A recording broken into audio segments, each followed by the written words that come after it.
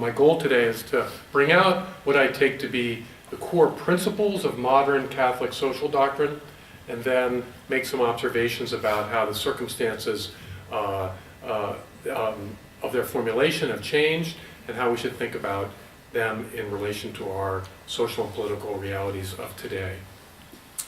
Well, most people identify Rerum Novarum by Leo XIII, the 1891 encyclical, as the source document or the original document for modern Catholic social teaching.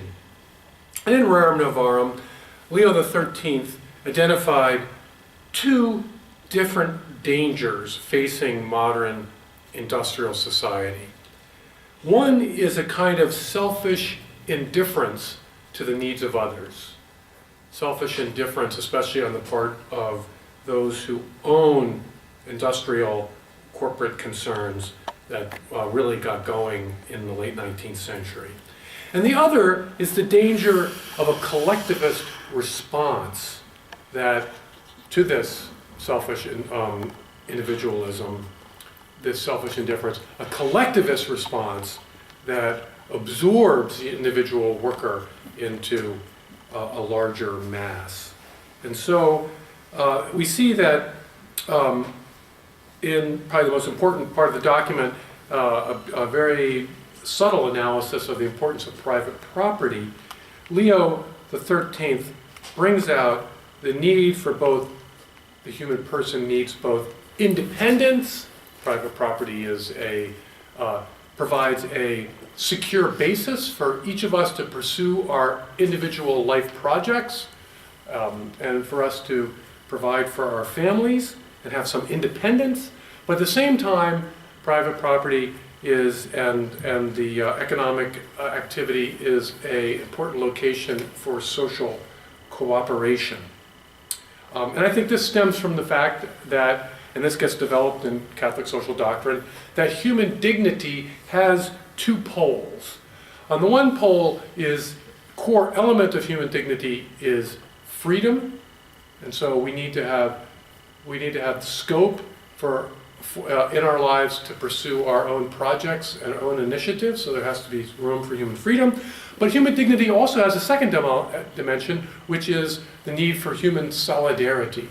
That no man is an island, we're not made to live our lives alone, but on the contrary, we realize our humanity more fully in cooperative ventures with others. And so John Paul II developed this in terms of the notion of self-gift as the highest expression of freedom. So freedom and solidarity are, I call them poles, or two elements, because I think the Catholic tradition doesn't see them in conflict with each other, but instead as complementing each other. But certainly, in terms of political questions, the imperative of freedom and the imperative of solidarity run in very different directions. But the Catholic social doctrine tradition has urged us to do justice to both the imperative of freedom and the imperative of solidarity. And this has meant warnings, as the Catholic tradition since 1891 has meant warnings against both an exaggerated and therefore false collectivism, as well as an exaggerated and therefore false individualism. So you could say freedom, if pursued in the wrong sort of way, leads to an exaggerated individualism. Solidarity, if pursued in the wrong sort of way, leads to an exaggerated collectivism. And these are the twin dangers that Catholic social teaching has warned us against, I think, pretty much continuously from 1891 to present. But there have been different emphases. In 1891, when Leo XIII published Rerum Novarum, up until Pius XII, in the 1950s, so for a good half century, most of the emphasis fell in the Catholic teaching on resisting this exaggerated collectivism in the form of polemics against communism, as well as later against nationalism. So both nationalism and communism represent this kind of exaggerated collectivism that absorbs the individual into the larger whole and neglects and often can be abused and destroy individual freedom. But that was the primary, and so the problem of exaggerated individualism in this phase was usually addressed primarily through moral exhortation to charity and responsibility. And so Leo XIII exhorts owners of factories and so forth to make responsible use of their ownership. Or later it involves support for social welfare programs, unemployment insurance, and things like that, in order to compensate for the dangers of, for larger corporate responsibility in society at large. But I think since Vatican II, since the 1960s, Catholicism has become more and more concerned about exaggerated individualism and less concerned about exaggerated collectivism. We see concerns about consumerism in Gaudium et Spes, the Pastoral Constitution of the Church from the Second Vatican Council. Humanae Vitae, the encyclical on contraception, worries about a kind of selfish hedonism. And John Paul II, I think, was especially concerned throughout his pontificate with what he called the anthropological heresy, the heresy about the human person, which he felt was characteristic of late modernity. And this heresy is a view of freedom that disintegrates into self-love, even to the point of contempt for moral truth. That's the thrust, I think, of his encyclical Veritatis Splendor, or contempt for God himself.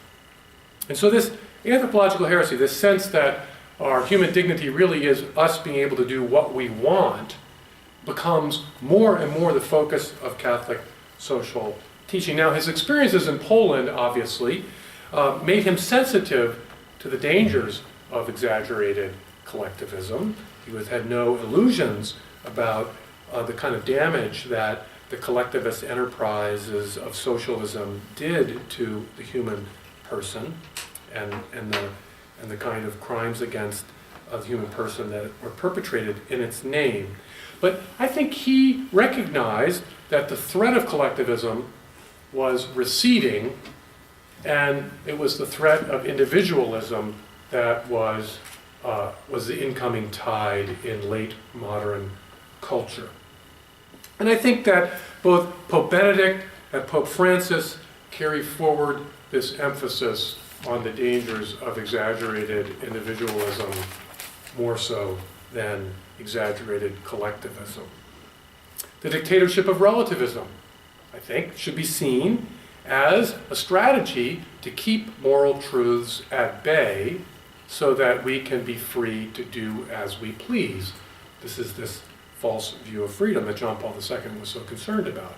So the dictatorship of relativism ministers to this kind of exaggerated individualism. And of course, in his recent encyclical Laudato Si', Pope Francis talks about the spirit of technological domination that he thinks characterizes our late modern culture. And this spirit of domination feeds into this, or encourages this exaggerated individualism. The whole world, not just other people, are raw material for me to pursue my own projects and interests. Now, I think that this is probably a correct reading of the 20th century. And that I think that probably the best way to think about the 20th century is as a kind of phase of consolidation and collective impulse that seems to reach its high watermark in the mid-20th century, and that since World War II we've been in a phase of disintegration of collectives and the assertion of the individual above all things. And so I think that this is probably correct on the part of the Church's change of emphasis has reflected a change in the cultural conditions of our time. And so that if we see the twin imperatives of freedom and solidarity, that where the church under Leo and subsequent popes emphasized freedom, not to say that John Paul II didn't also emphasize freedom, but that we've reached a point where there's a greater and greater concern among Catholic leaders about the threats to solidarity. And in fact, I would submit that that's correct, that this exaggerated individualism is now a greater threat than exaggerated collectivism. We can talk about that in the Q&A if you wish, whether this is the right way to analyze our moment. But I think it's important to recognize that these things are both two sides of the same coin, exaggerated individualism and exaggerated collectivism. It's typically, as authentic forms of solidarity erode, I think, this leads to a kind of populist collectivist reactions as people desperately seek to renew their connections to others, although often do so in ways that are artificial or ideological rather than traditional or natural. And so that it's not, so in fact I would argue that populism is a uniquely modern political response to the loss of community, to the losses of traditional forms of solidarity.